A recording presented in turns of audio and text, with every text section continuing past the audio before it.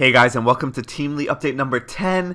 As promised, I'm going to screen share what I have so far and show you guys what the app currently looks like.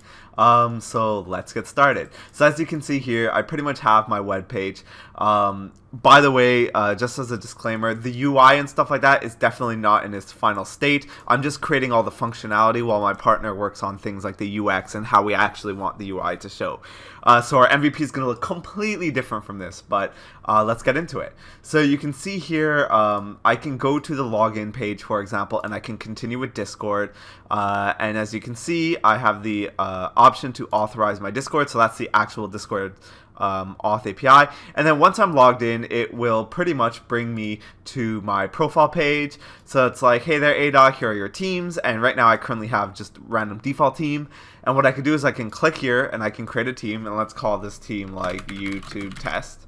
I can select a game. Right now all I have is League of Legends, and when you come to the team page, you can see things like I'm the manager of the team. I'm also a recruiter on the team. So manager is the one person that owns the team. A recruiter is anyone that can add or delete people from a team. Here's the team name. The game is League of Legends, and here are the members. So right now it's just me. This is my League of Legends name. My Discord is ADOG, and this is just a random description I put. And if you click here, it'll take you to my profile where you can see these pages and stuff like that. And what I can do is I can come here, and if I'm the manager of the team, I can actually go ahead and delete the team. So what I'm going to do is I'm going to create another new team. So let's call this like YouTube 2.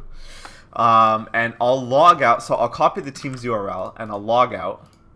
And as you can see, if I go to that team's page again, I don't have the options of like deleting it. It doesn't say I'm the manager. So the auth works like on that level. And also, I created a page called secret page, and that was a page I made specifically to test the auth. So this secret page you can only access if number one, you're logged in, and number two, a League of Legends account is connected to your account. So as you can see, I got an error message saying I'm not logged in. So I can click continue with Discord. I'll log in, and it'll redirect me back to that secret page. And you can see here, you can only see this page if you're logged in.